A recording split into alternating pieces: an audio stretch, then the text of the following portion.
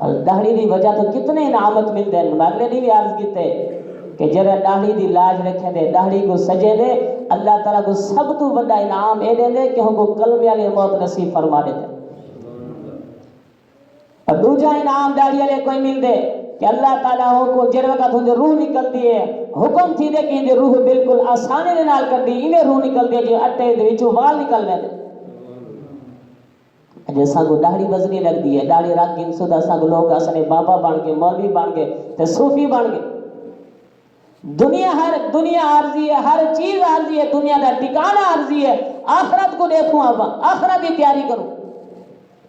اور فرمایا تیجا انعام داڑھی والے کو مل سے جڑا کر قبر کے اندر ایک سمایا والی سے سوال و جواب کرن والے فرشتے بھی ہوں کو سوال جواب کران تے شرمے سے کہ ہندے چہرے تے حضور صلی اللہ علیہ وسلم دی سنت ہے, اللہ سنت راج رکھے سن.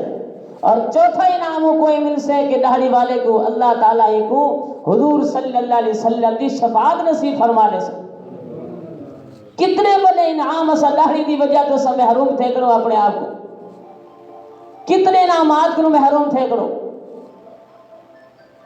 دنیا عارضی ہے, سارا کچھ عارضی ہے. ہر شخص دعا مانگتے اللہ سے سب کلمے والی موت نصیب فرماوی, کہا آخری وقت کے اندر کلمہ زبان میں جاری فرما لینی. اور داڑھی دی وجہ تو اللہ اے بھی تمہاری نعمت کو پوری کر دے, دعا کو پوری فرما دے سن.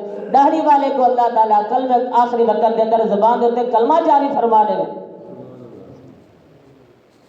خدا را اپنے آپ کو نعمتیں کو محروم نہ کروں. چہرے دیتے داڑھی کو سجاؤں, یہ چہرہ داڑھی چہرے دی رونق ہے, حضور صلی اللہ علیہ وسلم کا طریقہ ہے, تمام انبیاء دی سنت ہے.